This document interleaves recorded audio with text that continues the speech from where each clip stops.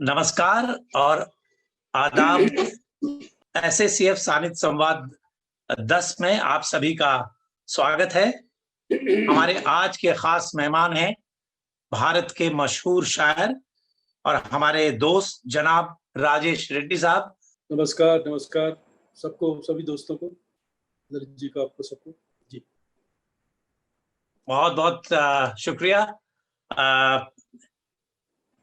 हिंदी उर्दू संपादकों, कहानीकारों, कवियों, शायरों, थिएटर कर्मियों, पटकथाकारों और फिल्म साजों से जूम पर मुलाकात का ये सिलसिला हमने इस साल जुलाई में शुरू किया था। अब तक हम आपकी मुलाकात जनाब विजय राय, ममता कालिया, प्रज्ञा पांडे, शिवमूर्ति, नरेश सक्सेना, अतुल तिवारी, एमएस सत्यु, श्याम बेनेगल और राज बिसारिया साहब से करवा चुके हैं। आज जैसा कि मैंने बताया, ये एसएसीएफ सानिध्य संवाद 10 है, जो कि दरअसल एक तरह से शायरी का संवाद है, शायरी का सत्र है। और हमारी किस्मत है कि राजेश साहब राजी हुए हैं आज आने के लिए। यूं तो राजेश रेड्डी मूलतः हैदराबाद के हैं, पर इनकी परवरिश जयपुर में हुई। राजेश रेड्डी का जन्म 22 जुलाई 1952 को नागपुर में हुआ। इनके वालिद जनाब शेष नारायण रेड्डी जयपुर के बाशिंदे थे और नागपुर राजेश साहब की ननिहाल थी। ये तस्वीर रेड्डी साहब की पूजनीय मां सरस्वती देवी जी की है। जाहिर है सरस्वती का वरदान उन्हें अपनी मां से ही मिला। दक्षिण भारत से आने वाला एक इंसान पहले हिंदी साहित्य से एमए करता है, फिर उर्दू शायरी से मोहब्बत करने लगता है और अंततः खुद एक अजीम शायर बन जाता है। बेहतर है ये दास्तान उसी से सुनी जाए जिसकी एक कहानी है। हिंदी की एक कहावत है, होनहार बिरवान के होत चीकने पात, और अंग्रेजी का एक मुहावरा है, फिट टू अ टी, मतलब बिल्कुल सटीक बैठना। कह सकते हैं होनहार बिरवान के होत चीकने पात fits Rajesh Reddy ji to a T. युवावस्था से ही बशीर बद्र, निदा फाजली और मोहम्मद अलवी के कलाम से मुतासिर होना और सुप्रसिद्ध कवि, कला समीक्षक और चित्रकार हेमंत शेष से दोस्ती होना, जिन्हें आप तस्वीर में देख रहे हैं, एक तरह से राजेश रेड्डी के लिए आने वाले कल के इशारे थे। राजेश रेड्डी की शायरी का मौजू एक आम इंसान है। मशहूर शायर निदा फाजली ने कहा था कि राजेश रेड्डी की शायरी सुकून की नहीं, बेचैनी की शायरी है। राजेश रेड्डी के 3 गजल संग्रह उड़ान, आसमान से आगे और वजूद प्रकाशित हो चुके हैं। अगर मैं कुछ गलती कर रहा हूं तो बाद में वो इसको सुधार सकते हैं। उड़ान के विमोचन पर शायर निदा फाजली के साथ आप यहाँ उन्हें देख सकते हैं। और यहाँ पे उड़ान के विमोचन पर अपने पूजनीय माता पिता, अपनी पत्नी, बेटी और बेटे के साथ यहाँ उनको देखा जा सकता है। गजलों के साथ साथ रेड्डी जी ने नाटक भी लिखे हैं। अपनी जीवन संगिनी रेखा जी और बिटिया और अपनी बिटिया रचना के साथ यहाँ वो नजर आ रहे हैं। ये नई धारा के सिनेकार सईद अख्तर मिर्जा, जिनको एसएसीएफ ने लंदन में बुलाया था और सम्मानित किया था, उनके साथ राजेश रेड्डी नजर आ रहे हैं। और यहाँ पर मशहूर शायर राहत इंदौरी और फिल्म अभिनेता शत्रुघ्न सिन्हा, जिन्हें आप अच्छी तरह से जानते हैं। ये राजेश रेड्डी हमारे गरीब खाने में है, लंदन में हमारे लिविंग रूम का बैकड्रॉप है। और ये आप देख रहे हैं विजय राणा बीबीसी के हमारे कोलीग, मैं खुद हूं और रेड्डी साहब हैं और यावर साहब जो यहाँ मौजूद हैं। शिवकांत हमारे चेयर सानिध्य के आज नहीं है और नरेश कौशिक हमारे बीबीसी के दोस्त। यहाँ पे अपनी पत्नी रेखा जी, बहू, बेटे और एक मेहमान के साथ सैन फ्रांसिस्को के एक मुशायरे में राजेश रेड्डी को हम देख सकते हैं। और ये आखिरी स्लाइड अपनी शायरी और रेखा जी के साथ, ये राजेश रेड्डी जिंदगी के सुहाने सफर पर जो कि मुसलसल जारी है। राजेश रेड्डी साहब, एसएसीएफ सानिध्य के मंच पर आपका स्वागत है। धन्यवाद प्रेम, आप लोगों का मोहब्बत। आगाज हम आपकी ही एक पसंदीदा गजल से करेंगे, जिसे आपके लिए पेश करेंगी उत्तरा सुकन्या जोशी, स्वागत। जो कि मेरी बेटी हैं। जी। और पिछले साल आपने बहुत एक अच्छा जेस्चर किया था कि हमारे कहने पे उनको आपने 2 गज़लें दी थी और उनमें से एक गज़ल वो आपको सुनाएँगी, आपके खैर जी, मकदम मैं के सुन लिए। चुका हूँ। जी, बहुत अच्छा लगेगा, बहुत। जी। जी, Uttara, it's over to you for the ghazal. नमस्ते, आदाब।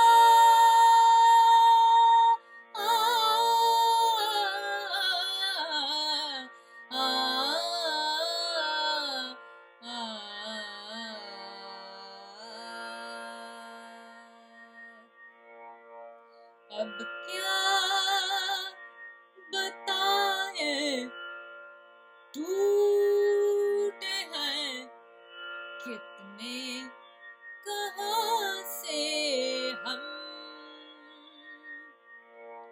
अब क्या बताएं, टूटे हैं कितने, कहाँ से हम।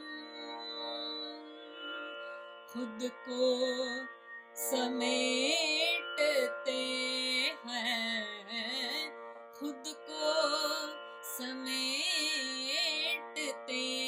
हैं, यहाँ से वहाँ से हम।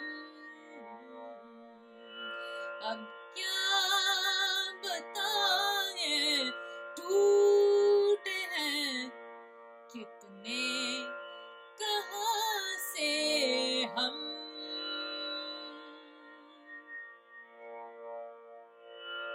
क्या जाने किस जहां में मिलेगा हमें सुकून।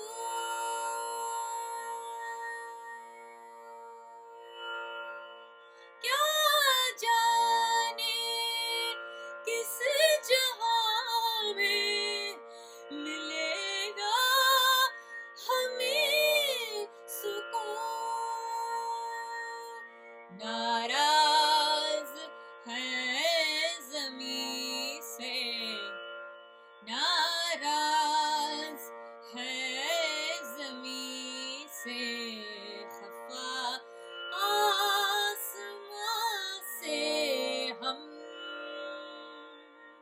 नाराज है ज़मीं से, खफा आसमां से हम।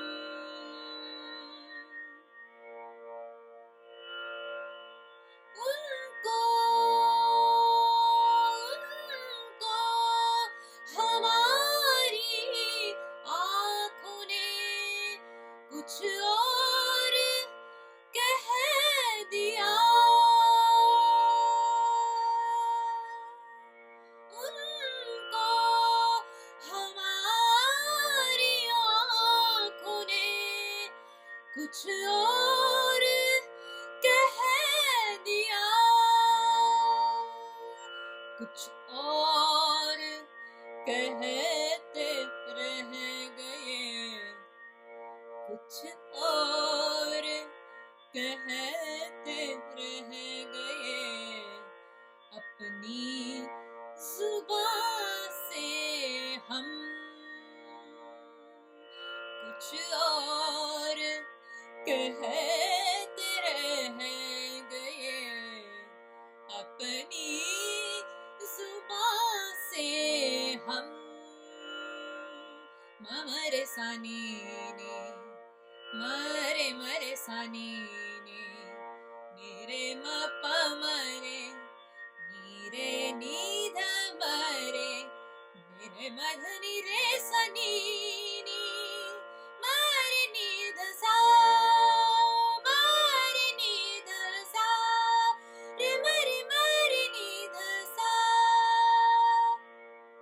आईने से उलझता है जब भी हमारा अक्स, आईने से उलझता है जब भी हमारा अक्स, हट जाते हैं बचा के नजर दरमियां से हम,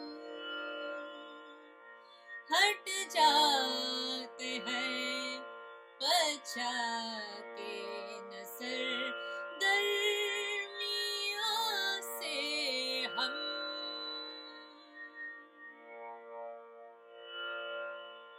मिलते नहीं है अपनी कहानी में हम कहीं, मिलते नहीं है अपनी कहानी में हम कहीं,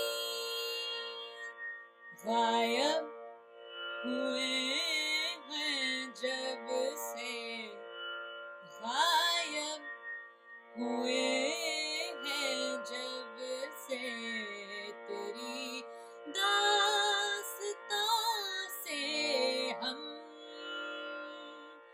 गायब हुए हैं जब से तेरी दास्तां से हम।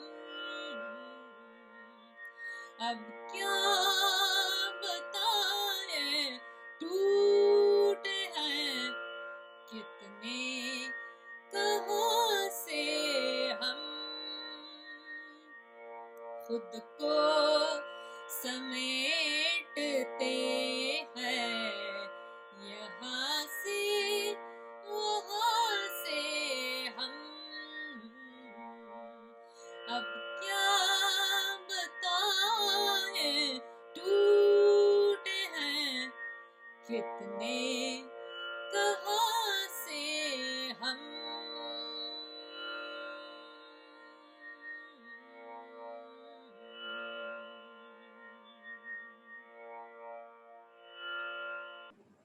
बहुत thank you Uttara, thank you very much.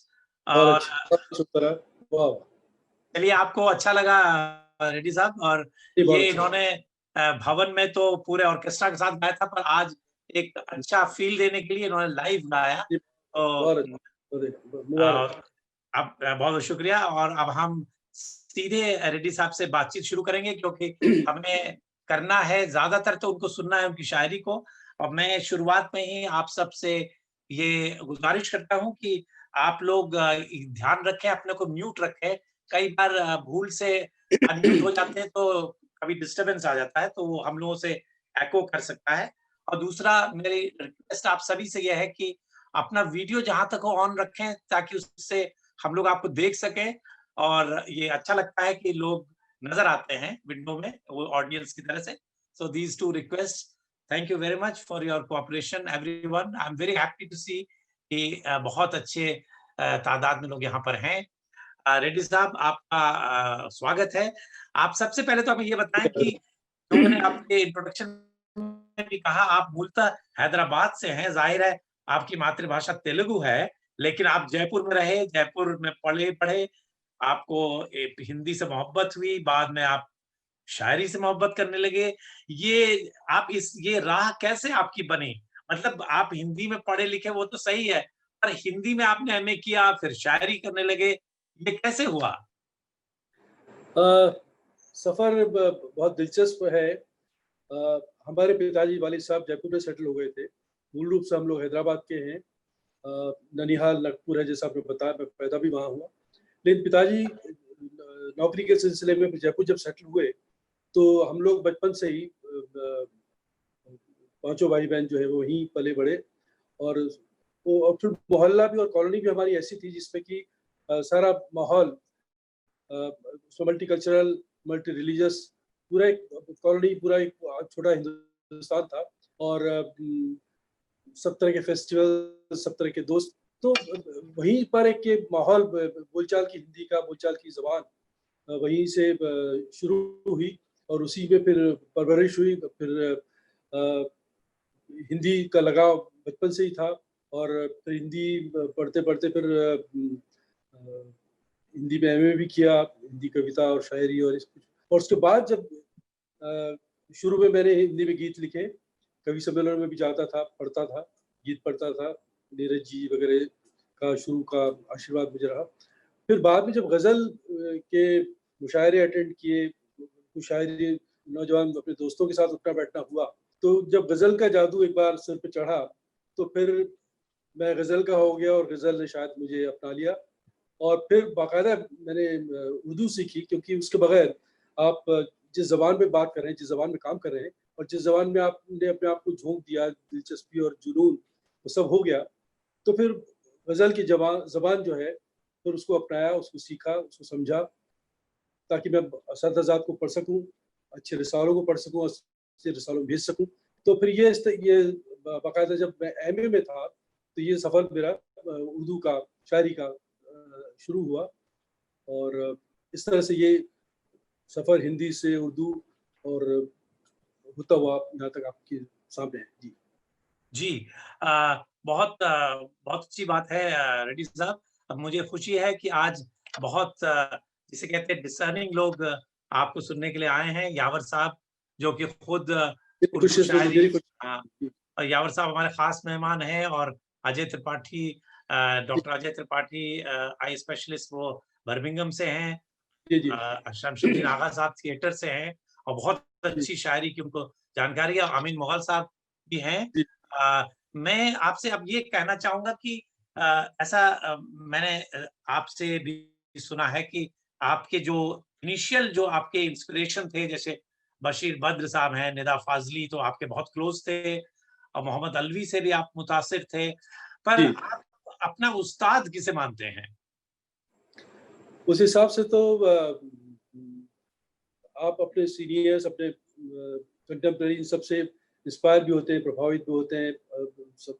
लेकिन जब आप बड़े शायरों को पढ़ते हैं, मीर हों, गालिब हों, बेदिल हों, दाग हों, इन सब में सभी से बहुत सीखता है, आज तक सीख रहे हैं, आगे भी सीखते रहेंगे। लेकिन एक जो बड़ा सबसे पोएट मुझे लगा और जिनसे मैंने एक तरह से एकलव्य की तरह से उनसे सीखा और सीख रहा हूँ, वह है गालिब।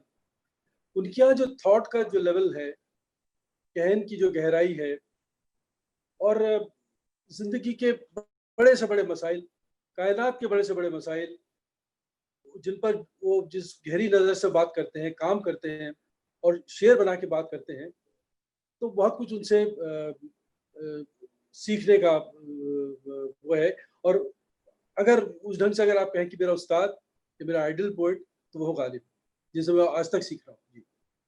वाह!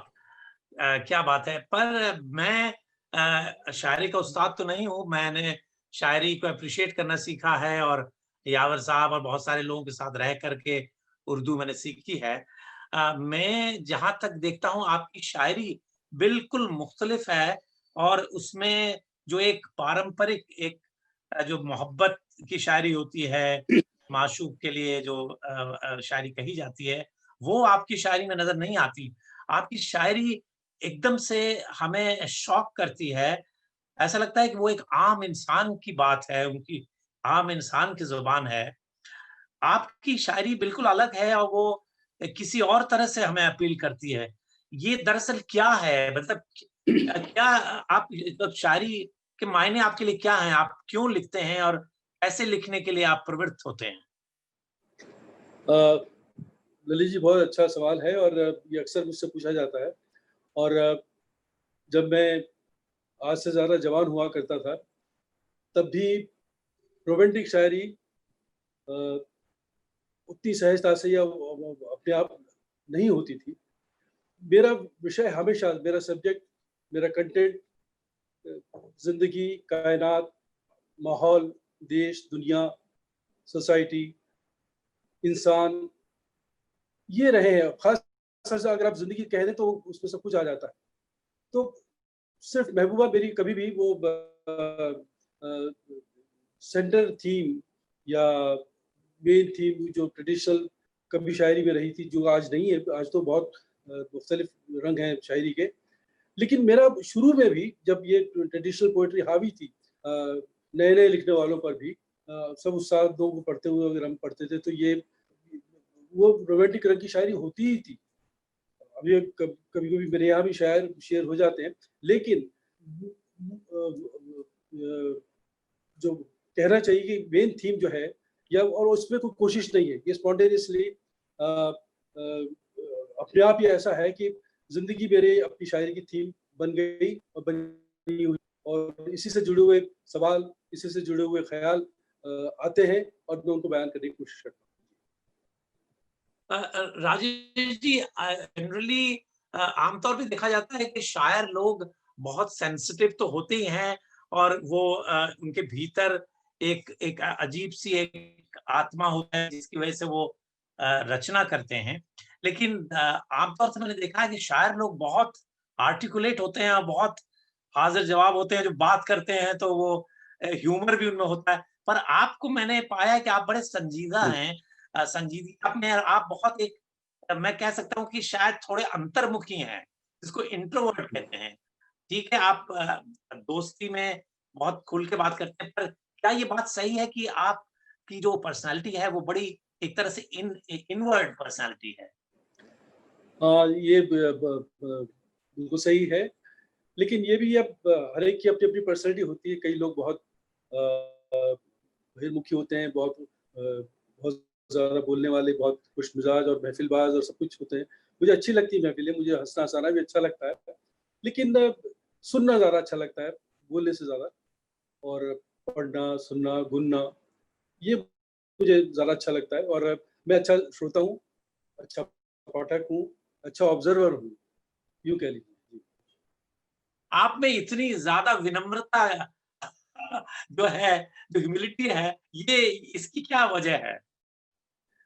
देखिए, ये अब इसकी वजह तो कुछ हो नहीं सकती, ये हर पर्सनैलिटी का अपना-अपना एक वो रंग और अपना-अपना हिस्सा होता है, वो तैयार उसको कोशिश से नहीं किया जा सकता कि मैं ऐसा बनना चाह रहा था।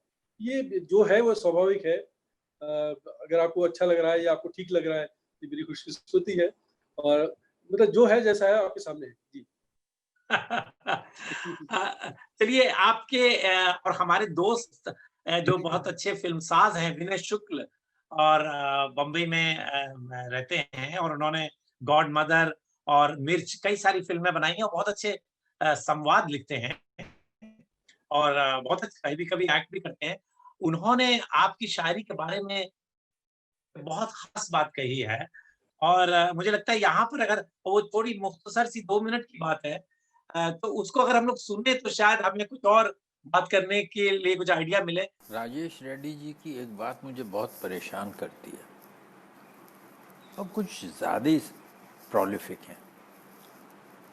मुझे लगता है ये कि शायरी उनकी हर सांस में बसी हुई है। अमूमन होता ये है कि जो शायर इतना ज़्यादा लिखता है उसकी शायरी में यहाँ वहाँ हल्कापन आ जाता है, मोमल हो जाती है। मगर राजेश जी की कंसिस्टेंसी कमाल है। ज़िंदगी का ऐसा कोई पहलू नहीं है जो उनकी शायरी से अछूता है, और उनकी सादगी बस कमाल है। ये शेर देखिए, इश्क में खुदकुशी नहीं करते, इश्क में खुदकुशी नहीं करते, इश्क में इंतज़ार करते हैं। किसका इंतज़ार करते हैं भाई? माशूक का या मौत का? अब ये सुनने वाले पे डिपेंड करता है कि वो अपनी माशूका से मायूस हो चुका है और वाह! उसकी मौत का इंतज़ार कर रहा है, और या फिर अभी भी उसमें कहीं हल्की सी एक उम्मीद की किरण बाकी है। और वहीं एक सूफियाना रंग लिए हुए ये एक और शेर देखिए, वो फ़कीरी में रक़्स करने लगा, वो फ़कीरी में रक़्स करने लगा, जिसको चाबी मिली ख़जाने की। ये कौन वाह सा खजाना है, दौलत का या फिर उसका जो हर दौलत का मालिक है? बात न कहते हुए भी कह देना राजेश जी की खासियत है। बड़ी बात यह है कि उनकी शायरी ख़ास है, मगर वो आम फहम है। क्या बात है राजेश साहब, आप कितना आप मुझे इजाजत दीजिए, सहमत हैं। मुझे विनय जी इजाजत दीजिए कि शुक्रिया। मुझे इजाजत दीजिए रलवान जी कि मैं एक बात कह सकूं रंजन के जी जवाब देने से पहले। देखिए, जी मैं आप जरा सोचिए कि इनकी शायरी क्यों दिल को जाके लगती है। इसकी वजह है कि ये यूनिवर्सल अशार कहते हैं, ऐसे अशार जो हम सब की आप बीती बताते हैं। देखिए, ये शेर जो इनका है, जो इस शेर से मैं इनको हमेशा याद रखूंगा। मैं इस शेर को इनका सेमिनल शेर समझता हूँ। इनकी घुट्टी में ये पड़ा हुआ है, ये शेर इनका। अब क्या बताएं, अब क्या बताएं, टूटे हैं कितने कहाँ से हम।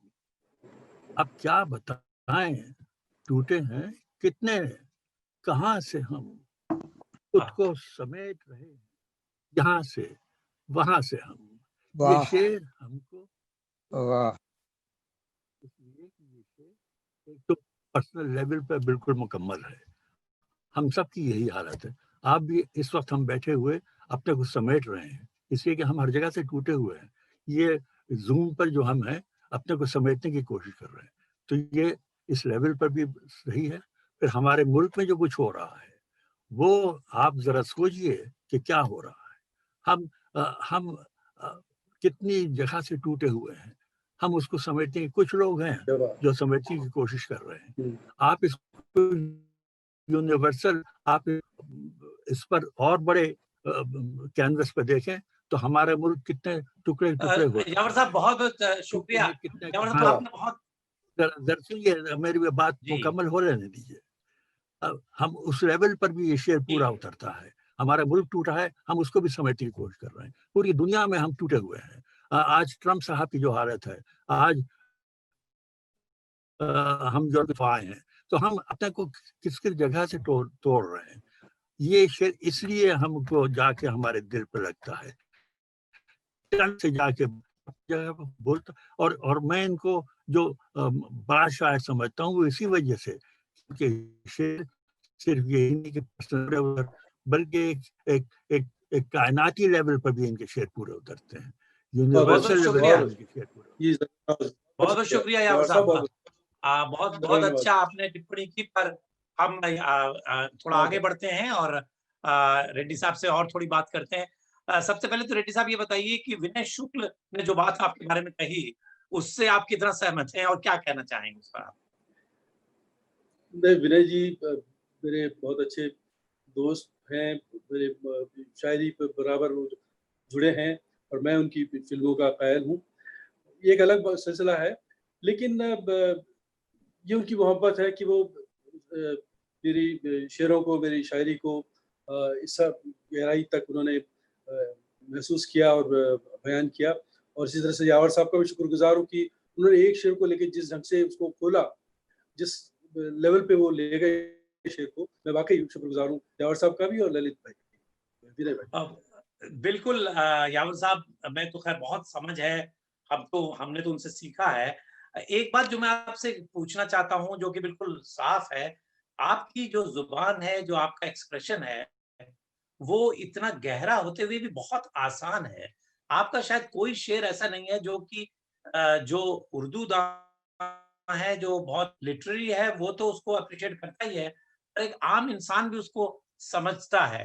तो ये क्या ये आपकी शैली है, या ये एक तरह जैसे तुलसीदास का जो पूरा कृतित्व है, रामायण जो रामचरितमानस उन्होंने आम आदमी की ज़ुबान पे लिखा, ये क्या आप ऐसा जानबूझ के करते हैं, या ये एक तरह से नेचुरली आपका स्टाइल है? ललित जी, अभी कुछ देर पहले भी अपनी बात हुई थी और जो आपने पूछा था कि आप इंट्रोवर्ट हैं, अंतर्मुखी हैं, सब कुछ है। तो ये सब जो चीज़ें हैं, मेरे लेखन का ढंग या स्टाइल या मेरी ज़बान, ये सब इसमें कोशिश कहीं नहीं है। कोशिश नाम की चीज़, कोशिश ये है कि मैं रियाज़ करता हूँ, मतलब रियाज़ जो म्यूज़िक वालों को भी करना पड़ता है, डांस वाले को, पेंटर को, सबको। तो रियाज़ यानी आप अपने क्राफ्ट के साथ तो आप अपना काम करते हैं, लेकिन उस लैंग्वेज को मुश्किल करना है, उसको आसान करना है, ये स्पॉन्टेनियस है और मेरी क्रिएटिविटी का हिस्सा है। मैं इसी में सोचता हूँ, इसी में बात करता हूँ और पढ़ने के लिए मैं बड़े-बड़े शायरों को पढ़ता हूँ, मुश्किल शायरों को पढ़ता हूँ। लेकिन जो मुझसे जो चीज़ें निकलती हैं वो या मुझसे जो शेर होते हैं, वो मेरी ज़बान ऐसी है। मैं इसके लिए मैं ये नहीं कि मुझे मेरे सामने पाठक होता है या शायर श्रोता होता है या कि मुझे आसान बना के कहना है, ऐसा नहीं होता। मेरी ज़बान यही है, यही मैं बोलता हूँ और यही लिखता हूँ। रेड्डी साहब, मैं बस आपसे एक सवाल और करूँगा, चूँकि हम आपकी शायरी सुनने के लिए आज यहाँ पर हैं, इसलिए फिर हम आपको मंच देंगे और मैं रिक्वेस्ट करूँगा अमीन मुग़ल साहब, आपका माइक जो है वो म्यूट नहीं है, तो आप उसको म्यूट कर लें। ठीक हाँ, हो अ, गया। हाँ। बहुत-बहुत शुक्रिया और उसके पहले मैं आपसे सिर्फ़ एक छोटा-सा सवाल ये करना चाहता हूँ कि आपकी जो वर्सेटिलिटी है, वो केवल एक शायरी की नहीं है, आपने नाटक भी लिखे हैं और नाटक में आपको ख़ास तौर से भूमिका नाटक जो आपने लिखा, उसमें आप पुरस्कृत भी हुए और आप संगीत भी जानते हैं, संगीतकार भी हैं। तो ये जो इतनी डाइवर्सिटी आप में है, इस पर आप थोड़ा-सा कुछ कहें जी। और ये भी बताएँ कि क्या ये एक द्वंद था आपके लिए इनिशियली, क्योंकि जब हमारे अंदर बहुत सारी प्रतिभाएँ होती हैं, तो एक तरह से हम लोग एट अ लॉस हो जाते हैं कि हम क्या गाना गाएँ या हम एक्टिंग करें। तो ये क्या वर्सेटिलिटी है आपकी? जी। ललित जी, इसको थोड़ा-सा मुझे डिटेल में जाना पड़ेगा। जहाँ तक थिएटर की बात है, मैंने कहा ना, मेरे सब चीज़ें कुछ स्वाभाविक रूप से ही होती रही हैं। अ जब मतलब 11वीं-12वीं में थे, कह लीजिए, शुरुआत में ही, तो वक़्त से ये मंच का और थिएटर वगैरह का, तो लिखने-लिखाने का शौक तो था तब से ही। उसके बाद फिर जब मैं ग्रेजुएशन में आया, मैंने बाकायदा फिर वन एक्ट प्लेज़ वगैरह लिखे और पोस्ट ग्रेजुएशन में आते-आते 3 मेरे मतलब एकांकी वन एक्ट प्लेज़, जिसमें ज़्यादातर पॉलिटिकल सैटायर्स थे। नेता गुरसिंह प्रसाद सिंह, होशियार समाजवाद आ रहा है, इस तरह से एक था राजा, ये सब पॉलिटिकल सैटायर्स थे और मैंने लिखे भी, उनको डायरेक्ट भी किया और उसके बाद में एक्ट भी किया। तो ये सब इसके पीछे भी कोई प्लानिंग नहीं थी, मतलब ये हम लोगों की टोली थी, तो जिसमें मैं डायरेक्ट करता था, मेरे साथी लोग, और हमने फिर संस्था भी बनाई, विकल्प नाट्य संगठन। तो वो एक वो किशोरावस्था या युवावस्था का काम था जो मैंने किया और फिर वो 10 साल तक मैं थिएटर अपने टीम के साथ करता रहा। और भूमिका, ये थोड़ा बड़ा नाटक था, ये 50-55 मिनट का, और ये शिमला में, लखनऊ में, कानपुर में, ये कई-कई जगह खेला गया और इसको शिमला में और लखनऊ में इसको ड्रामा कॉम्पिटिशन में अवार्ड्स भी मिले। तो ये नाटक, ये 10 साल तक मैंने बाकायदा थिएटर किया, थिएटर वर्कशॉप भी अटेंड किए। वो जयपुर थिएटर से मैं बराबर हिस्सा रहा वहाँ का। ये तो हुआ थिएटर।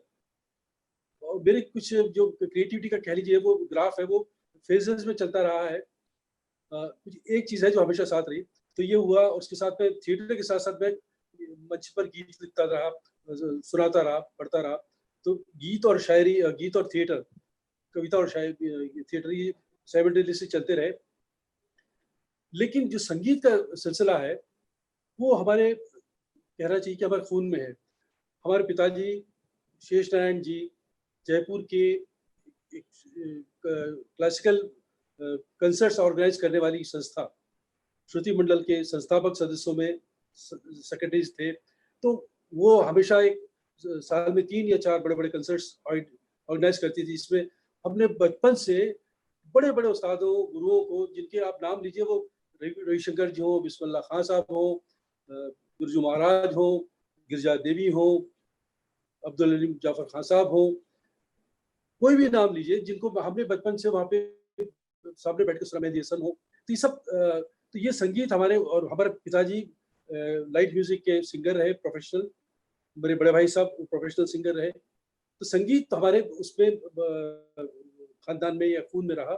लिखने पढ़ने वाला मैं अकेला आदमी हूँ जो आया, और लेकिन यह है कि क्योंकि संगीत था हमारी सांसों में या रगों में, तो एक कंपोजर भी मेरे अंदर डेवलप होता रहा। तो अपने नाटक का संगीत, और फिर औरों के लिए भी संगीत, और रेडियो में आया तो रेडियो के लिए पूरा गीत गोविंद जयदेव का जो संस्कृत में है, उसको ओरिजिनल संस्कृत में मैंने कंपोज किया और उसको रेडियो पर रियलाइज किया। बॉम्बे आया तो फिर मैंने मिर्जा गालिब की गज़लें, कबीर के पद, दोहे, ये सब मैंने कंपोज किए, स्टेज पर भी किए। कुछ सीरियल्स के लिए टाइटल सॉन्ग लिखे, कंपोज किए, और बाकी अपनी गज़लें तो मैं खुद कंपोज करता हूँ, गुनगुनाता हूँ, गाता हूँ। तो ये सिलसिला है कि संगीत अंदर है, शायरी उतरती है, और रंगमंच अब छूट गया है। वो एक फेज था, 10 साल मैंने किया, और ये सिलसिला। जी वाह, क्या बात है। और आप तो रेडियो स्टेशन में रहे हैं, और स्टेशन डायरेक्टर के से आप रिटायर हुए, और जी मुझे खुशी है कहने में कि हमारे कोलीग जो रेडियो स्टेशन में रहे, हालांकि रेडियो स्टेशन में तो हमने भी अपनी कला की शुरुआत की थी एज एन आर्टिस्ट। तो ममता गुप्ता जो कि एनएसडी से भी हैं और रेडियो स्टेशन से भी हैं, वो भी यहाँ पर हैं, और निरंजन वाह, मालवीय जो कि हमारे बीबीसी में रहे हैं, वो भी जी यहाँ हैं, और वो बहुत खुशी आए हैं आपको सुनने के बहुत लिए। बहुत शुक्रिया, बहुत तो बहुत शुक्रिया। तो बस एक सवाल, मुझे सवाल पूछने का लालच नहीं जाता नहीं, नहीं पूछिए है। पूछिए। तो वो नहीं, मैं ज़्यादा सवाल नहीं पूछना चाहता, क्योंकि I don't want to take your time. तो आपकी जो मुलाकात रेखा जी से हुई, वो हालाँकि वो भी हिंदी की शिक्षिका हैं, रही हैं, तो वो किस तरह से हुई? क्या वो आपकी लव मैरिज थी? और उससे क्या आपके जो अपने रुझान हैं, जो आपका अपना टैलेंट है, उसकी वजह से ये हुआ? और उसका क्या रोल आपकी फैमिली का, आपके बच्चों का, आपकी लड़की, आपके लड़के और आपकी वाइफ का आपके ज़िंदगी में रहा है? क्या वो आपसे तंग तो नहीं आ जाते आपके लिखने पढ़ने से? क्या इसके बारे में थोड़ा बताइए आप हमें? वही बड़ा दिलचस्प है मामला कि आपने जैसे कहा कि मेरी ट्रेडिशनल शायरी नहीं है, शायरी में रोमांस बहुत कम है, लेकिन ज़िंदगी में रहा है। और रेखा से जो मेरी मुलाकात हुई, हम दोनों एमए में हिंदी में साथ थे। हमने एमए साथ किया, और ये उन्हीं दिनों मेरा नाटक भी चलता था, और ये कविताओं में मेरा सिलसिला था। तो एक थोड़ी पहचान बन चुकी थी, और जो यूनिवर्सिटी में भी एक्टिव था, और इनको शौक था काफ़ी सुनने का और कविता का। तो ये प्रभावित हुई, और मैंने मैं तो खैर था ही था।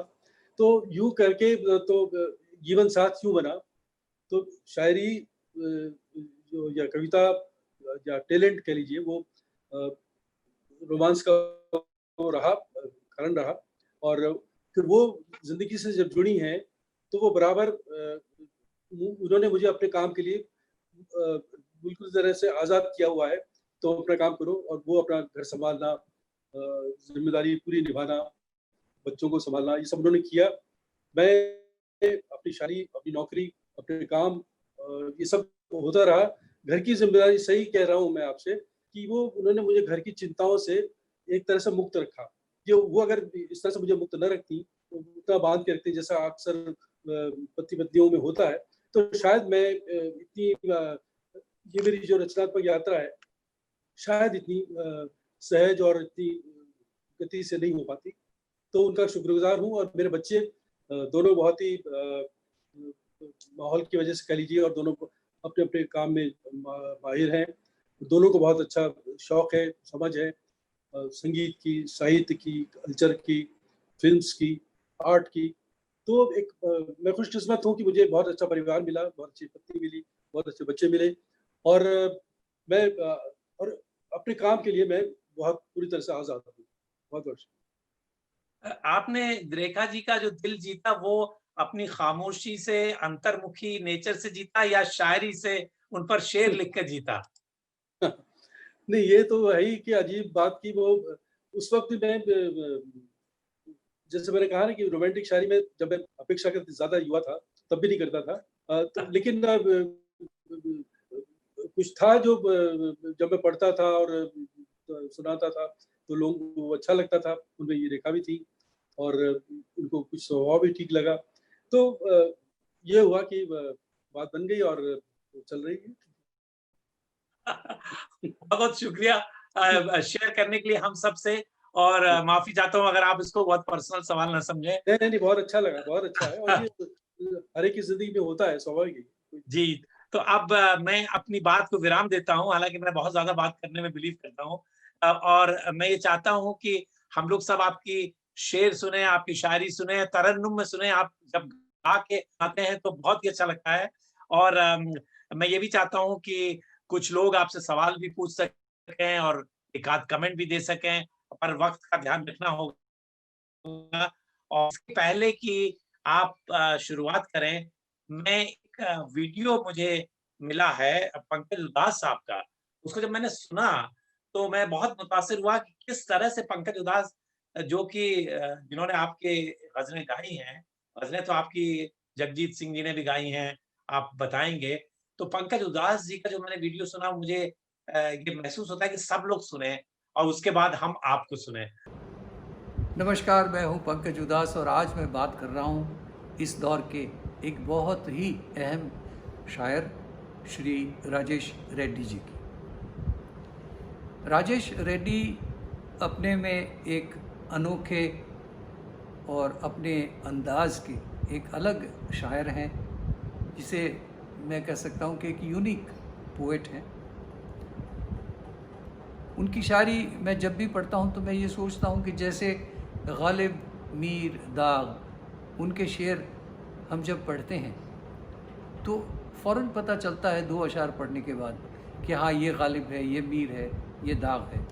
वैसे ही राजेश रेड्डी हैं कि उनके अशार पढ़ते 2 अशार, 2, 3, 4 शेर पढ़ने के बाद पता चल जाता है कि ये राजेश रेड्डी की शायरी है।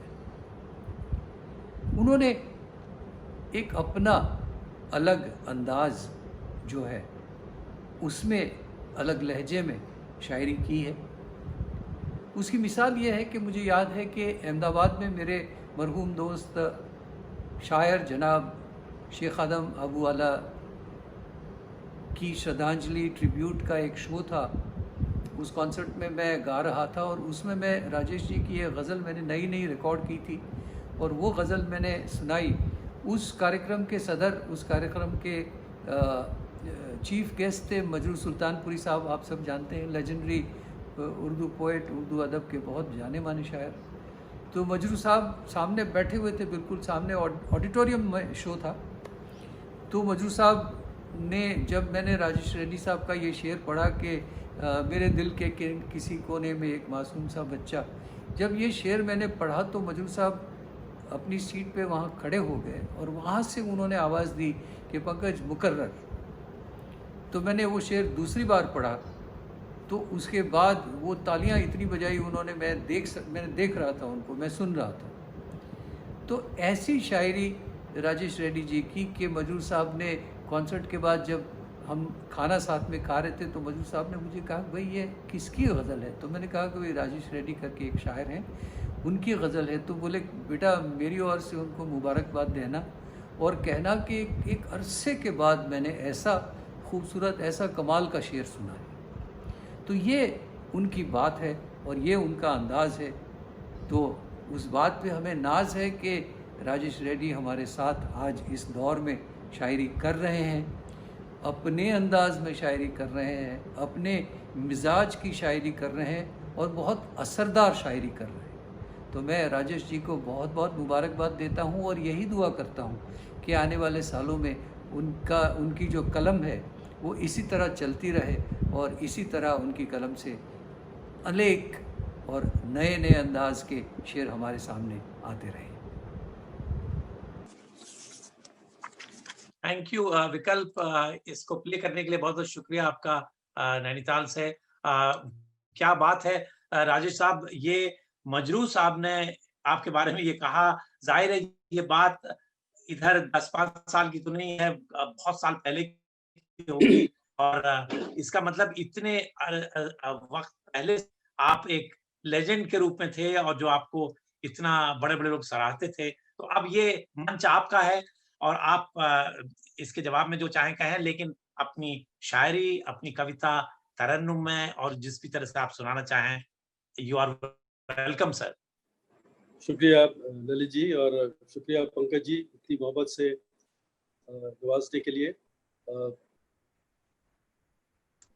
ये गज़ल दरअसल पंकज साहब ने जो गाई, और जिस ढंग से उस वक्त एक ही दूरदर्शन हुआ करता था, सीडीज़ का ज़माना था और एक अलग जादू था गज़ल सिंगर्स का, गज़ल का माहौल था, घर घर में वो सब सुने जाते थे।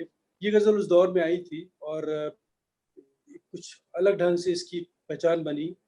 इससे जुड़ा एक वाक़या मैं थोड़ा सा सुना दूँ, उसके बाद अपनी शेयर कहूँगा कि ये गज़ल जब दूरदर्शन पे आ रही थी, उन दिनों पोएट का नाम दूरदर्शन पे या सिंगर के साथ नहीं दिया जाता था। तो ये गज़ल जब बज रही थी दूरदर्शन पे, तो एक दोस्त, हमारे दोस्त जो नहीं जानते थे कि किसकी लिखी, तो वो अपने ही घर में बात कर रहे थे कि यार ये गज़ल सुनो, ये पाकिस्तानी शायर क्या खा के ऐसी गज़लें कहते हैं, हम हमारे यहाँ के लोग क्यों नहीं कह पाते।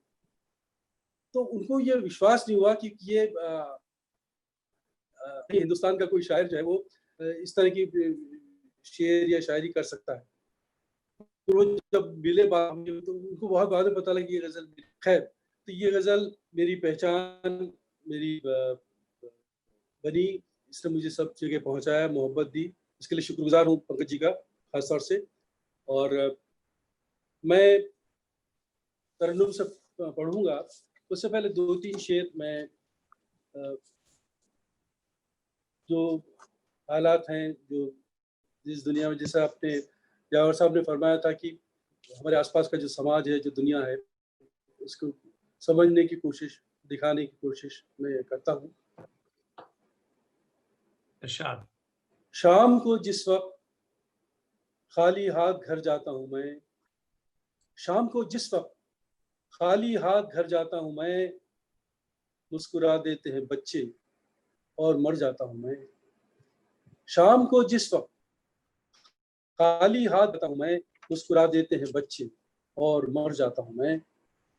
और ये हमारा रोज का सच, किसी दिन जिंदगानी में करिश्मा क्यों नहीं होता, किसी दिन जिंदगानी में करिश्मा क्यों नहीं होता, मैं हर दिन जाग तो जाता हूँ, जिंदा क्यों नहीं होता, किसी दिन जिंदगानी में करिश्मा क्यों नहीं होता, मैं हर दिन जाग तो जाता हूँ, जिंदा क्यों नहीं होता। और ये शेर के जो हिंदुस्तान और आसपास के माहौल में हम जी रहे हैं, अक्सर पढ़ते इतने मरे इतने घायल, वो कोई ना कोई हादसा हो जाता है, दंगा फसाद या कुछ भी, और हम पढ़ते इतने मरे इतने घायल, लेकिन जो बच जाते हैं उन पर क्या गुजरती है, उस परिवार पर क्या गुजरती है। शेर शजर यानी पेड़, उसके माध्यम से, उसके प्रतीक और उसके सिंबल से मैंने कोशिश की है। यूं देखिए तो आंधी में बस एक शजर गया, तो आंधी में बस एक शजर गया, लेकिन न जाने कितने परिंदों का घर गया। यूं देखिए तो आंधी में बस एक शजर गया, लेकिन न जाने कितने परिंदों का घर गया। और एक अलग सा शेर, जैसे गलत पते पे चला आए कोई शख्स, जैसे गलत पते पे चला आए कोई शख्स, सुख ऐसे मेरे दर पे रुका और गुजर गया। जैसे गलत पते पे चला आए कोई शख्स, सुख ऐसे मेरे दर पे रुका और गुजर गया। यूं देखिए तो आंधी में बस एक शजर गया, लेकिन न जाने कितने परिंदों का घर गया। और मैं तरन्नुम से कुछ चीज़ें सुनाऊंगा, उसकी फरमाइश भी है। और ये गज़लें, ये गज़ल जो पहला गज़ल संग्रह है, मजमुआ है उड़ान, उसकी टाइटल गज़ल है। इसकी खूबी और ये इसकी याद और इसका इसके साथ जो जुड़ा मसला इसके साथ जो जुड़ी बात यह है खास कि ये जगजीत सिंह साहब की आखिरी एल्बम जो कभी भी रिलीज हो सकता है, ये उस एल्बम में रिकॉर्ड हो चुकी है गज़ल, और उसके बाद वो उस दुनिया में नहीं रहे, तो उनको याद करते हुए ये उनके लिए पेश कर रहा हूँ। सुने। जाने कितनी उड़ान बाकी है, जाने कितनी उड़ान बाकी है, इस परिंदे में जान बाकी है, इस परिंदे में जान बाकी है, जाने कितनी उड़ान बाकी है। ऋषि खास यार साहब खास तौर से तवज्जो चाहूंगा। जितनी बटनी थी बट चुकी ये जमीन, जितनी बटनी थी बट चुकी ये जमीन, अब तो बस आसमान बाकी है, अब तो बस आसमान बाकी है, जाने कितनी उड़ान बाकी है। और इसी सिलसिले का रोज टीवी पर दुनिया देखने और अखबार में पढ़े और शेयर, अब वो दुनिया अजीब लगती है, अब वो दुनिया अजीब लगती है, जिसमें अमनो अमान बाकी है, जिसमें अमनो अमान बाकी है, जाने कितनी उड़ान बाकी है। शुक्रिया। और एक जिंदगी का यूनिवर्सल सच सबके साथ, इम्तिहान से गुजर के क्या देखा, इम्तिहान से गुजर के क्या देखा, एक नया इम्तिहान बाकी है, एक नया इम्तिहान बाकी है, जाने कितनी उड़ान बाकी है। ललित जी शेर खास, हर युग का ये सच है, हर आयत का ये सच है। शेर देखें जी, इरशाद। सर कलम होंगे कल यहाँ उनके, सर कलम होंगे कल यहाँ उनके, जिनके मुंह में जुबान बाकी है। क्या बात, क्या बात। शुक्रिया। सर कलम होंगे कल यहाँ उनके, जिनके में जुबान बाकी है, जाने कितनी उड़ान बाकी है, बहुत खूब, बहुत इस खूब। परिंदे में जान बाकी। शुक्रिया। बहुत खूब, बहुत खूब। बहुत शुक्रिया। बहुत खूब, बहुत अगली गजल में ये वो गजल है जो जग्गी साहब ने अपने एल्बम में गाई, और मेरी भी कुछ चुनिंदा और पसंदीदा गजलों में से एक है जिसे लोगों ने भी पसंद किया, और उसकी फरमाइश भी मैं पेश कर रहा हूँ। जिंदगी तूने लहू लेके दिया कुछ भी नहीं, जिंदगी तूने लहू लेके दिया कुछ भी नहीं, तेरे दामन में मेरे क्या कुछ भी नहीं तेरे दामन में, तेरे वास्ते क्या कुछ भी नहीं जिंदगी तूने। रेखा शेर, आप इन हाथों की चाहे तो तलाशी ले ले। जवाहर साहब, आप इन हाथों की चाहे तो तलाशी ले ले। मेरे हाथों में लकीरों के सिवा कुछ नहीं, मेरे हाथों में लकीरों के सिवा कुछ भी नहीं। क्या बात है। शुक्रिया। तूने लहू लेके दिया कुछ भी नहीं। और शेर आज के इंसानों के नाम और जिनके नाम आप सुन सकते हैं, समझ सकते हैं। हमने देखा है कई ऐसे खुदाओं को यहाँ, वाह। हमने देखा है कई ऐसे खुदाओं को यहाँ, जिनकी नजरों में वो सचमुच का खुदा कुछ भी नहीं, बहुत खूब। जिनकी नजरों में वो सचमुच खुदा कुछ भी नहीं। जिंदगी तूने लहू लेके दिया कुछ भी नहीं।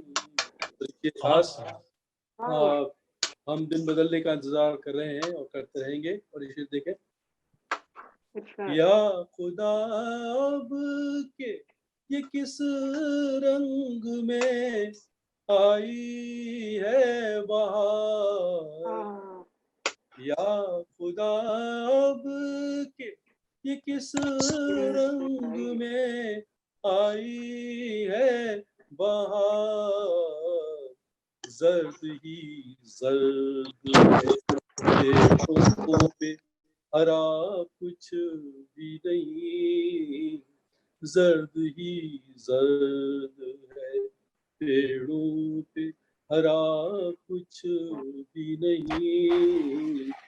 जिंदगी तूने लहू लेके। और ज़हल का आखिरी शेर, खास शेर, एक साइकोलॉजी को पकड़ने और उसके जरिए कुछ करने की कोशिश है। दिल भी एक जिद पे अड़ा है किसी बच्चे की तरह, दिल भी एक जिद पे अड़ा है बच्चे की तरह, या तो सब कुछ ही इसे चाहिए या कुछ भी नहीं। क्या बात है, या क्या बात है, सब कुछ क्या बात है रेड्डी साहब। ये चाहिए या कुछ भी नहीं। जिंदगी तूने लहू लेके दिया कुछ भी नहीं, तेरे दामन में मेरे वास्ते क्या कुछ भी नहीं।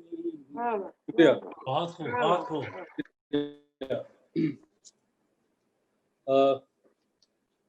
एक और गजल, ये थोड़ी छोटी बहर में है, लेकिन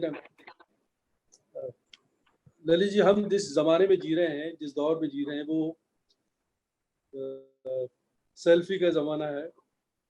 हर आदमी अपनी तस्वीर देखना और दिखाना चाहता है, और तुरंत फुरत मशहूर होने का जमाना है, किसी भी तरह से हो जाए। तो ये जो पब्लिसिटी और आत्म प्रचार के ज़माने में मैंने एक अलग तरह से दुआ की है, और उसके पीछे का रीज़न भी है। जवाहर साहब सुने खास तौर से। ये कब चाहा कि मैं मशहूर हो जाऊं, ये कब चाहा कि मैं मशहूर हो जाऊं, ये कब चाहा कि मैं मशहूर हो जाऊं, बहुत खूब। बस अपने आप को मंजूर हो जाऊं, बहुत खूब, बहुत बस अपने आप को मंजूर हो जाऊं। खुद को अगर मार के कुछ बने तो क्या, ये कब चाहा कि मैं मशहूर हो जाऊं, ये कब चाहा कि मैं मशहूर हो जाऊं, बस अपने आप को मंजूर हो जाऊं, बस अपने आप। शेर, बहाना कोई तो है जिंदगी दे, बहाना कोई तो है जिंदगी दे, कि जीने के लिए मजबूर हो जाऊं, कि जीने के लिए मजबूर हो जाऊं, ये कब चाहा कि मैं मशहूर हो जाऊं। शेर खास, मेरे अंदर से घर दुनिया निकल जाए, हम अपने आप में कितने ये देखें, क्या बात है। मेरे अंदर से घर दुनिया निकल जाए, मैं अपने आप में भरपूर हो जाऊं, मैं अपने आप में भरपूर हो जाऊं, ये कब चाहा कि मैं। और ये खास शेर ललित जी इस गजल का आखिरी शेर जी, ये कब चाहा कि मैं मशहूर हो जाऊं, न बोलूं सच तो कैसा इनाम है। शुक्रिया। इस विषय पे कई शेर आपने सुनोगे, मेरी भी ये कोशिश है।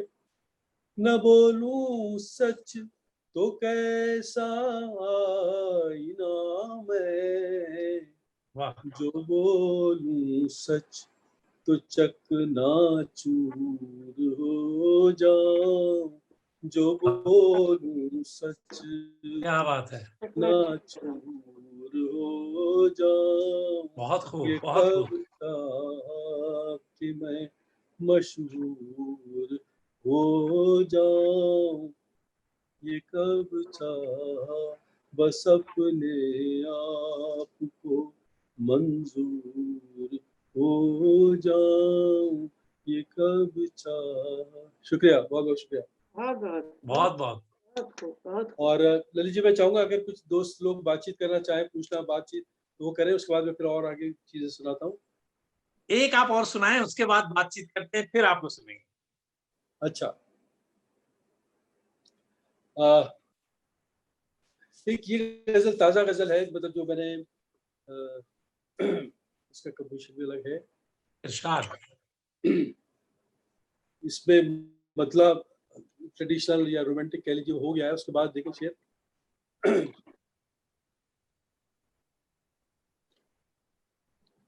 हम जी रहे हैं जान, हम जी रहे हैं जान, तुम्हारे बगैर भी, वाह वाह वाह।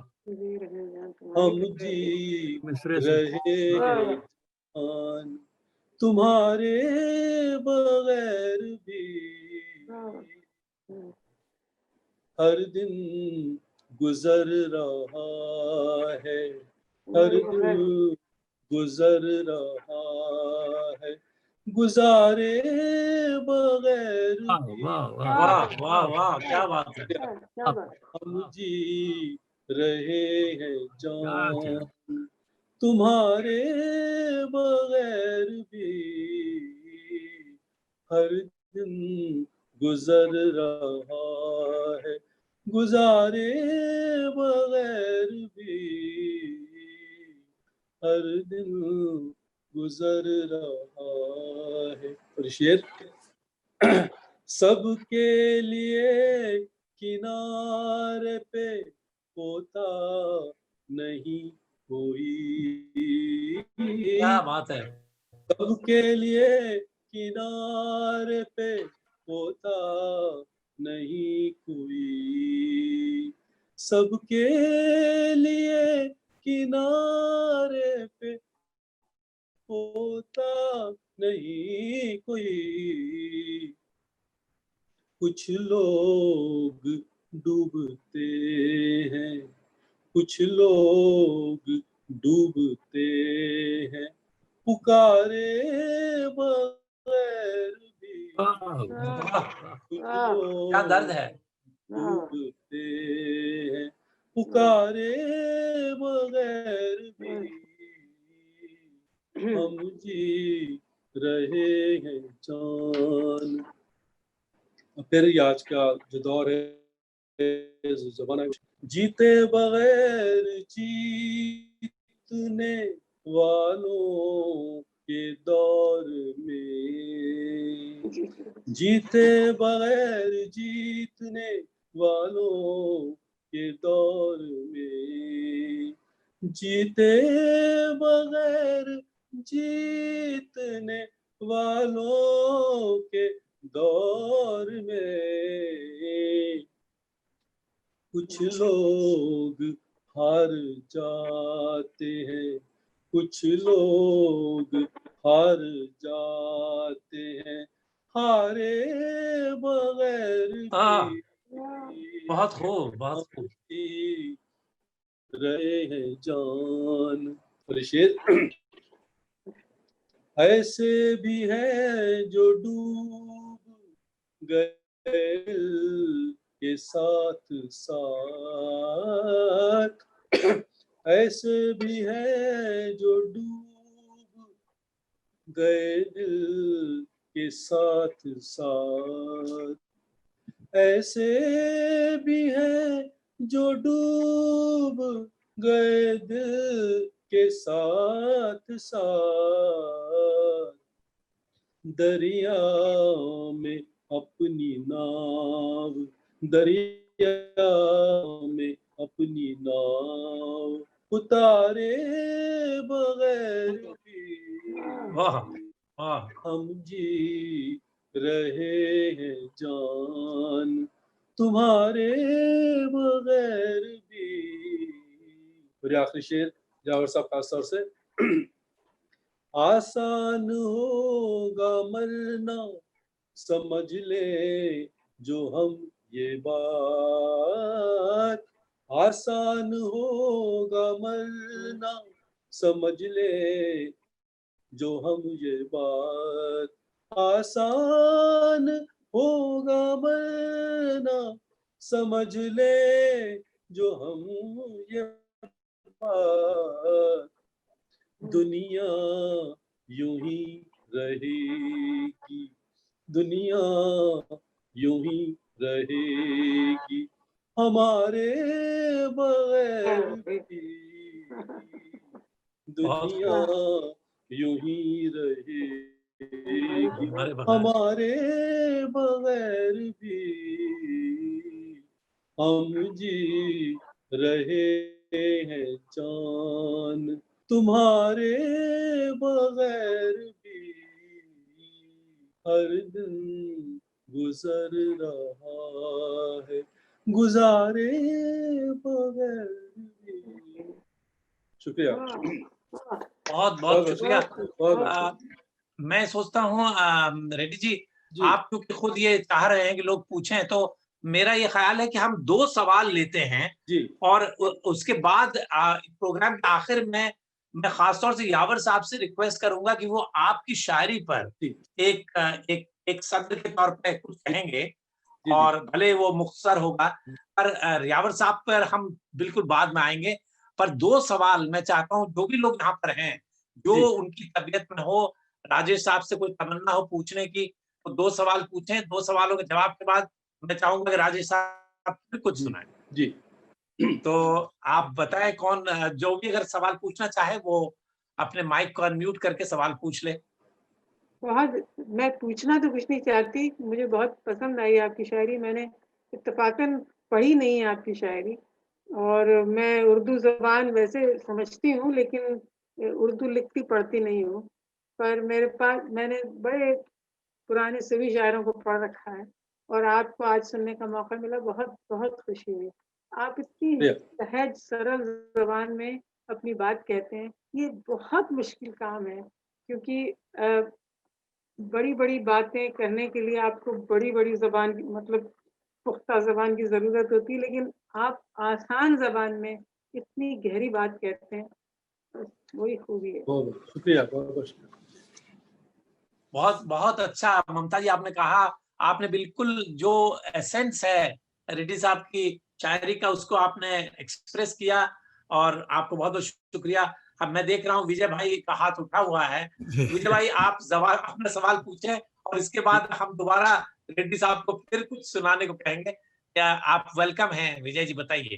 जी राजेश जी, एक बार फिर आपको सुनने का सुख मिला है। पहले तो बहुत बहुत प्रणाम आपको, और what a pleasure as always.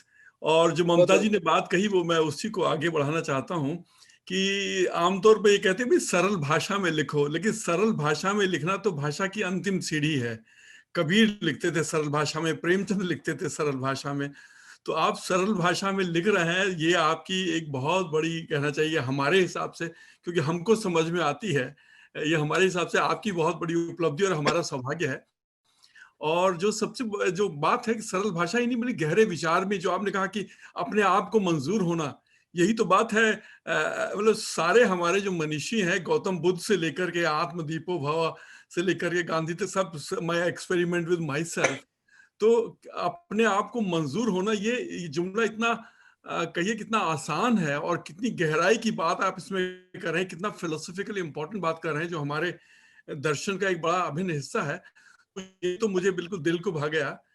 और एक बार फिर आप, वो लंदन की सारी स्मृतियां मुझे याद हैं। ललित जी के घर कितने प्रेम और सौहार्द से आपसे मिले थे। तो वास्तव में तबीयत खुश हो गई। बहुत बहुत शुक्रिया। बहुत बहुत शुक्रिया जी, बहुत बहुत शुक्रिया आपकी मोहब्बत का, आपके प्रेम का, और आपके ऑब्जर्वेशन का। बहुत बहुत शुक्रिया। रेड्डी साहब, हम लोग का लालच है कि आप फिर कुछ हम लोग को सुनाएं।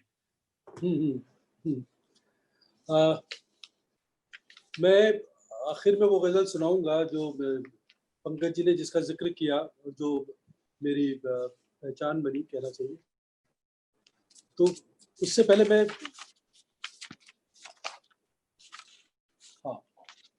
एक तहत में ये गजल पढ़ देता हूँ।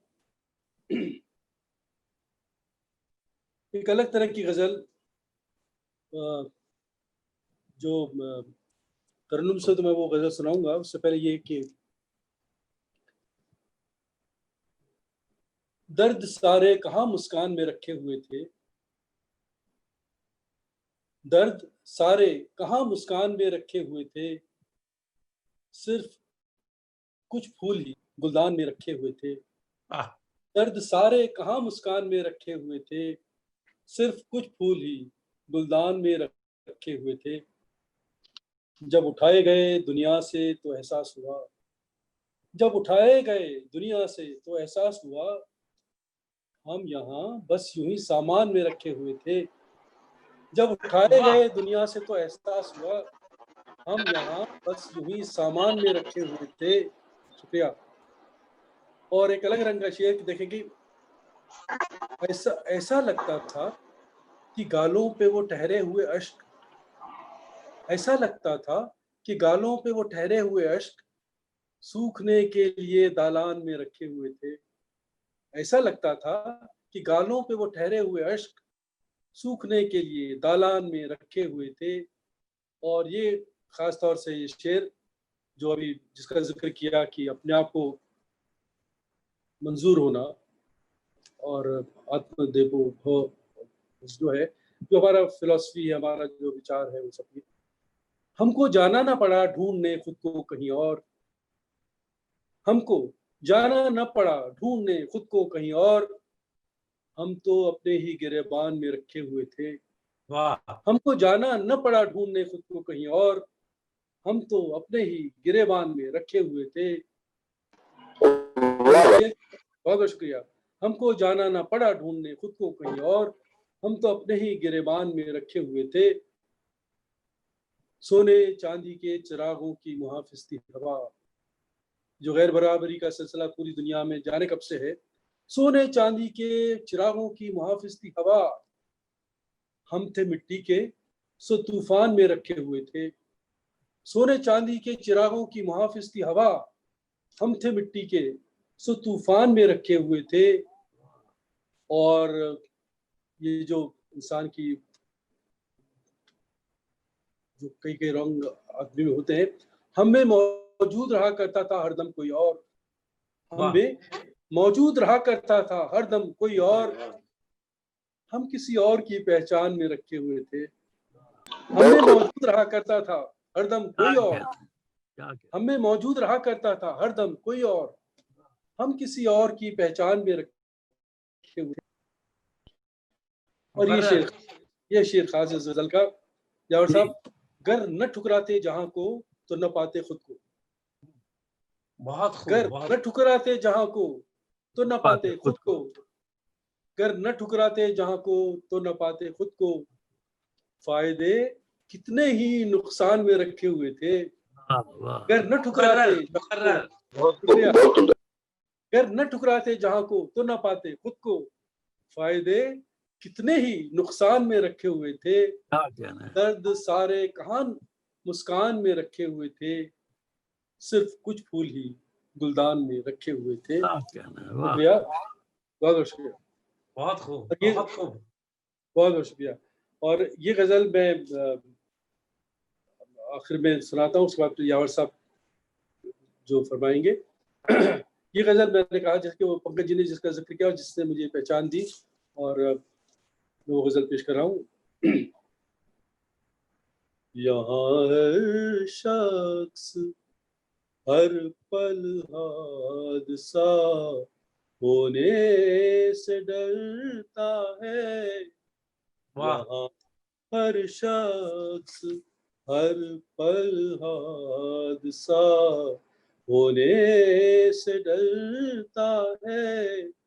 खिलौना है जो मिट्टी का फना होने से डरता है। खिलौना है जो मिट्टी का फना होने से डरता है। यहाँ हर शख्स हर पल हादसा होने से डरता है।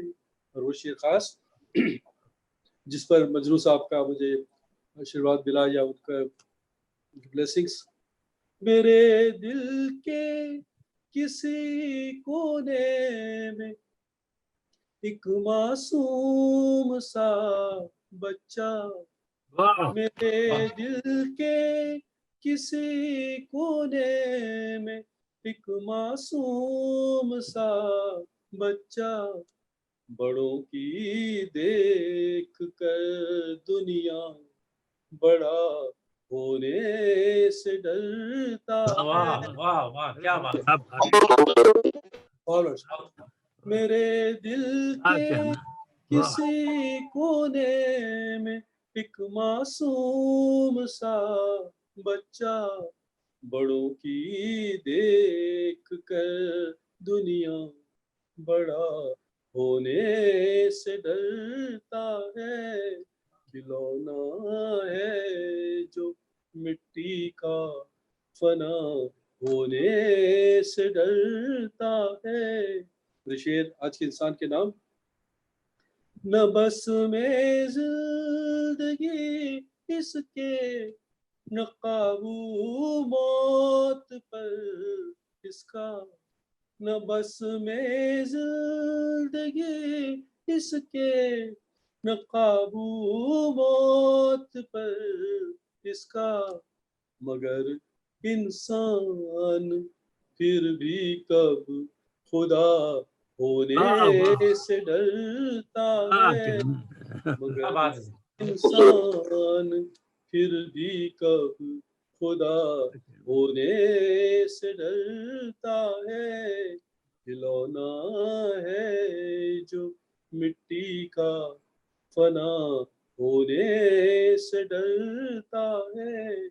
और गजल का आखिरी शेर, खास शेर, ललित जी ये शेर भी मुझे उतना ही पसंद है जितना वो बच्चे वाला शेर, और ये उतना ही बड़ा सच है, हर इंसान का सच, हर युग का सच। अमीर अमीर लोगों को, बिलियनर्स को जाने मल्टी बिलियनर्स, इन सबको भी हमने खुदकुशी करते देखा है, सुना है जी। तो ये आखिर जिंदगी हर इंसान को कैसा भी हो उसे एक मोड़ पे जरूर ले आती कि वो ऊपर वाले से पनाह मांगता है, मुझे वापस बुला ले जी। लेकिन वो मोड़ पे जब आता है तो उसके अंदर क्या गुजरती है तो वो उसका जवाब वो देखता है, और उसको मैं मानने की कोशिश की है, उस सच को देखें। जी बिल्कुल। न बस यहाँ अजब ये जिंदगी की कैद है, दुनिया का इंसान, अजब ये जिंदगी की कैद है, दुनिया का इंसान रिहाई मांगता है और रिहा होने से डरता है। शुक्रिया।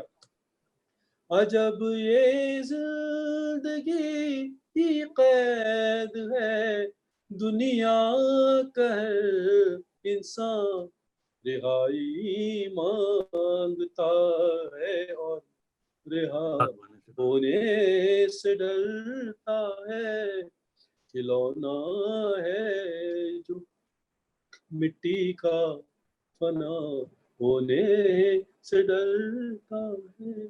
शुक्रिया, बहुत बहुत शुक्रिया। बहुत बहुत शुक्रिया रेड्डी साहब। हमारे पास शब्द नहीं है कि आपको कैसे धन्यवाद करें, और मैं यावर साहब से, आपके पास, मुझे मालूम है आपको कहीं और भी अभी जूम में जाना है, पर हम तो चाहेंगे कि आपसे और भी कुछ सुने। और नहीं, आप यावर साहब से सुनते हैं और मैं आपको आखिर में जी यावर साहब को रिक्वेस्ट करने के पहले मेरे पास एक रिक्वेस्ट है, डॉक्टर सुनीता दिल्ली से, वो आपसे एक सवाल पूछना चाहती हैं, तो उनको हम इजाजत देंगे और उसके बाद हम यावर साहब से गुजारिश करेंगे कि वो मुख्तसर सी बात आपके लिए कहें। हाँ सुनीता, आप पूछिए सवाल। मेरा सवाल ये है कि अभी जो 21वीं शताब्दी में शायरी को लेकर तमाम तरह के प्रतिरोध शुरू हो गए हैं। कहा जाता है कि दुष्यंत कुमार ने शायरी को उर्दू से खींचकर हिंदी में लेकर आए हैं। आपका इस संदर्भ में क्या प्रतिक्रिया है? नहीं, खींच कर तो नहीं होगा, लेकिन ये कि ये जो गजल की विधा है उसको हिंदी में पॉपुलर करने का सबसे बड़ा काम दुष्यंत जी ने किया, और जाने कितने लोग उनसे इंस्पायर हुए। और उस दौर की जो शुरुआती दौर के लोगों में मैं भी शामिल हूँ कि जिन्होंने दुष्यंत को भी पढ़ा और गजल का जादू भी हुआ। लेकिन खींच कर लाने वाली बात नहीं, वो उस विधा का उन्होंने बहुत अच्छा इस्तेमाल किया उस दौर में जब इमरजेंसी लगी थी और एक राजनीतिक माहौल अजीब सा था, और उसमें विरोध का स्वर, हम लोगों की आवाज, हम लोग की जो उसको उन्होंने आवाज दी और बड़े अच्छे ढंग से आवाज दी। और वो उनके शेर कोट होते हैं आज भी, और चाहे वो संसद हो या सड़क हो या किसी मजमे में, तो उन्होंने बहुत बड़ा काम किया कि गजल विधा को हिंदी में स्थापित किया, हिंदी में उन्होंने एस्टेब्लिश किया उसको, और नए लिखने वालों को इंस्पायर किया, प्रोत्साहित किया कि इस विधा में काम करो। इस जो कि हिंदी में पहले गजल का ये जादू नहीं था, लिखने वाले पहले भी थे, और इवन निराला के जमाने में भी गजल हुई, उन्होंने भी गजल कही, लेकिन दुष्यंत ने उसको बाकायदा एक विधा के तौर पर, एक फन की एक सिर्फ सुखन के तौर पर, विधा के तौर पर उन्होंने स्थापित किया, इसको एक्सेप्ट करवाया लोगों से और लोगों को लोकप्रिय करवाया, तो लोग इस विधा के प्रति जुड़े। उसके लिए दुष्यंत को श्रेय और क्रेडिट देना ही पड़ेगा। बिल्कुल, बहुत बहुत शुक्रिया रेड्डी साहब। सुनीता, आपको भी शुक्रिया सवाल पूछने के लिए। तो मुझे मालूम है रेड्डी साहब के पास अब बिल्कुल समय नहीं है, उनको किसी और ज़ूम सेशन में जाना है, तो हम ज़रूर वक़्त देंगे यावर साहब को। इतने सीनियर और इतने जानकार उर्दू के अदब के हमने उनसे सीखा। यावर साहब आप प्लीज़ अपनी स्टेटमेंट दें, अपनी बात कहें और हम उसके बाद हम इसको क्लोज़ करेंगे। मेरी आवाज़ आ रही है आपको? जी, बिल्कुल आ रही है। देखिए मैं बहुत कोशिश करूँगा इख्तिसार के साथ 2 बातें। ये रेड्डी साहब जो हैं ये कहीं से खींचतान के कोई नहीं लाए हैं। असल में ये खुद खींच करके आ गए हैं उर्दू की तरफ। तो ये राज है इसमें। बिल्कुल सही कह रहे हैं आप, बिल्कुल सही। अच्छा, अब उसके बाद मैं ये कहूँगा कि ये जिनको उस्ताद मानते हैं जनाब गालिब साहब, उनका एक शेर है कि हर चंद हो मुशाहिदा-ए हक़ की गुफ्तगू, हर चंद हो मुशाहिदा-ए हक़ की गुफ्तगू, बनती नहीं है सागर व मीना कहे बगैर। जी, बिल्कुल सही कहा आपने। ये इनकी शायरी में 2 चीज़ें हैं। देखिए, कहने के लिए तो सबके पास बहुत सी बातें होती हैं, इनके पास ख़ास तौर से बहुत सी बातें कहने के लिए हैं, लेकिन कहने का एक तरीक़ा भी होता है, कहने का लहज़ा होता है। तो इनके यहाँ एक तो कंटेंट है, दूसरे इनके यहाँ लहज़ा है, और जो लहज़ा है वो उर्दू का लहज़ा है। ये जिस किस्म के शेर कह रहे हैं और जिस किस्म की बातें अपनी कविता में कह रहे हैं, ये किसी और ज़बान में कही नहीं जा सकती। ये उर्दू का ख़ासा है। उसमें ये जानते हैं कि सहल मुमतना क्या चीज़ होती है, ये जानते हैं, लेकिन जो लोग नहीं जानते हैं, मैं उनके लिए बता दूं कि सहल मुमतना के मानी है ऐसी सहल जो बहुत मुश्किल होती है। इनके शायरी को सुन करके लोग ये कहें, भाई ये तो बड़ी असादा ज़बान में बात कर, ये तो हम भी कह सकते हैं। कहने की कोशिश करें तब पता चलेगा। मैं इनके एक शेर को बता, इनका जो पहला शेर मुझे जो पसंद आया था वो है कि अब क्या बताएं टूटे हैं कितने कहाँ से हम। इसमें लहजा देखिए, कंटेंट तो मैंने बता दिया है, बहुत बड़ी बात कही है इन्होंने, लेकिन जरा लहजा देखिए। अब क्या बताएं कहते हैं टूटे हैं कितने कहाँ से हम ये भी कह सकते हैं कि हम क्या बताएं टूटे हैं कितने कहाँ से हम, लेकिन इन्होंने हम नहीं कहा, इन्होंने कहा अब क्या बताएं। देखिए, ये जरा सोचिए, ये उदास बैठे हुए हैं, टूटे फूटे बैठे हुए हैं, इनसे कोई आके पूछता है भाई क्यों ऐसे टूटे बैठे हुए, तो ये कहते हैं अरे यार अब क्या बताएं। अब ये आपका जो लफ्ज है वहां इतना जरूरी है कि इसके अलावा आप कोई दूसरा लफ्ज नहीं रख सकते। हम क्या बताएं से वो बात पैदा नहीं होती। ये राज इनको मालूम है, ये नेचुरल शायर हैं, ये फितरी शायर हैं, ये किसी के सिखाने से ये शायरी नहीं आती, ये एक खुदादाद चीज है, इनको मिली है ये चीज, इनकी तबीयत में ये है। तो ये इसी किस्म, ये इसलिए, और इनको जबान मिल गई, इनकी एक तो ये फितरी शायर हैं और फिर इनको जबान ऐसी मिल गई जिसमें कि अपने का ये खुल के इजहार कर सकते हैं। ये बात उर्दू ही में कही जा सकती, माफ कीजिएगा, न ये अंग्रेजी में कही जा सकती, न ये फारसी में कही जा सकती, न ये अरबी में कही जा सकती, न ये हिंदी में कही जा सकती, किसी जबान में ये नहीं कही जा सकती। ये बात सिर्फ उर्दू ही में, जिस तरह से ये कहते हैं। अब जैसे अब इन्हीं के उस्ताद का एक और शेर ले लीजिए कि है कुछ ऐसी ही बात जो चुप हूँ, वरना क्या बात कर नहीं आती। तो आप सुनेंगे ये बात, यहाँ पर कुछ का लफ्ज है कुछ ऐसी ही बात जो चुप हूँ। ये कुछ का लफ्ज की लफ्ज है यहाँ पर। ये राज इनको मालूम है। इनके शायरी से, इनके किसी शेर से आप एक लफ्ज भी बदल नहीं सकते। ये एक लफ्ज नहीं बदल सकते आप। अनीस में ये बात है, गालिब में ये बात है, और ये जो हमारे सामने बैठा हुआ ये शायर, उसमें ये बात है। उसके आप शेर को मैं इस्लाह नहीं कर सकते। इसने जो कहा है उसको उसी तरह पढ़ना पड़ेगा। ये बहुत बड़ी बात है कि आप मिसरा पूरा करने के लिए आप उसमें कोई और दूसरा लफ्ज डाल दें, नहीं, वहां पर आपको अब ही कहना होगा। और गालिब के शेर में है कुछ ऐसी ही बात जो चुप हो, वरना क्या बात कर नहीं आती। तो बात तो बड़ी मामूली लगती है, लेकिन उसमें ये चीजें हैं, ये राज की बात है। ये फितरी शायर है, ये बड़ा चालाक शायर है। इसने इधर से छोड़कर ये उर्दू जो उसने सुनी, अरे यार इसको ले लो, ये उर्दू में खींच के आया है। और उर्दू उर्दू जो उर्दू इसकी जबान बन गई है, तो ये इसका अपना एक स्टाइल हो गया है। ये जैसी शायरी ये कर रहे हैं कोई और नहीं कर सकता। ये इनका अपना अंदाज है, ये इनका अपना स्टाइल है, कोई नकल नहीं कर सकता। ये बात है इसमें। वाह वाह, यावर साहब बहुत बहुत शुक्रिया। आप ने इस सेशन को एक बहुत ही काबिलियत से शेयर किया। आपको मैं बहुत शुक्रिया अदा करता हूँ। और यावर साहब मेरे फादर से 1 साल छोटे हैं और 100 साल की उनकी उम्र है, और ये मेरे ख्याल से मुझे यहाँ पे बताने में बड़ा फक्र है। और यावर साहब हमारे बहुत कुछ यावर साहब ने सीखा है, और मैं रेड्डी साहब आपका खास तौर से शुक्रिया अदा करता हूँ कि आपने हमारी मुझे भी थोड़ा बोलने का मौका दीजिए प्लीज। बिल्कुल, आप पहले बोलिए रेड्डी साहब। नहीं आप बोल। हाँ बताइए, आप बोलिए, तो उसके बाद मैं क्लोज कर दूंगा। हाँ, मैं सबसे पहली बात तो ये कि आप सबका खास तौर से आपका शुक्रगुजार हूँ कि आपके बहाने से मुझे अपने लंदन के पुराने साथियों दोस्तों से फिर मिलने का और सुनने सुनाने का मौका मिला। और सभी मेरे प्यारे दोस्त जिनके साथ मैं बैठा उठा और सुनाया, और एक से एक सुनने वाले। और यावर साहब के बारे में मैं क्या कहूँ, मतलब इन्होंने मेरी शायरी को जो ब्लेसिंग्स दी हैं, जिस ढंग से उन्होंने सराहा है, हौसला अफजाई की है, तो मैं ये जिंदगी भर की मेरी कमाई है ये। और बस मैं आपको सलाम करता हूँ, आदाब करता हूँ, और दुआ करता हूँ कि आप ऐसे ही उम्र के अगले 100 साल पूरे करें। बहुत बहुत शुक्रिया, बहुत बहुत शुक्रिया। बहुत बहुत शुक्रिया ललित। आखिर में ललित एक सुझाव मेरा भी है। जरूर जरूर। क्लोज करने से पहले हम सब लोग एक बार अपने आप को अनम्यूट करें और एक जोरदार तालियां बजाएं, ताकि हमारे पास सनद रहे। जी जी।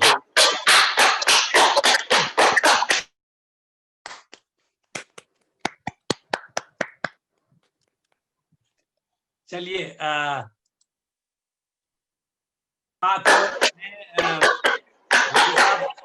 आपका खास तौर से शुक्रिया अदा करता हूं कि आपने आकर के हम लोगों का मान बढ़ाया और अपनी दोस्ती का हक अदा किया। और यावर साहब को खास तौर से शुक्रिया, उनसे बढ़िया कोई आज का सदर नहीं हो सकता था। और मैं पूरी इस सीरीज के लिए, जो कि हम लोगों ने 10 पार्ट्स में की, जिसमें सभी लोगों को हमने फिल्मकारों को भी किया, इसके लिए मैं विजय राय और विकल्प पांडे, जो कि नैनीताल से टेक्निकल सपोर्ट देते हैं, उन्हें, और डॉक्टर सुनीता जो कि हमें सपोर्ट करती हैं, और हमारे सारे दोस्त लंदन के, BBC के, वातायन के, हिंदी समिति के, और हमारे यहाँ UK से बाहर के दोस्तों को भी मैं शुक्रिया अदा करता हूँ। हम लोग अपनी इस सीरीज को यहाँ विराम देंगे और उसके कुछ समय के बाद हम लौटेंगे, और फिर इंशाल्लाह हम रेड्डी साहब को दोबारा बुलाएंगे। बहुत बहुत शुक्रिया आपको, आपसे बात होती रहेगी। और यावर साहब, आपको और सभी को शुक्रिया।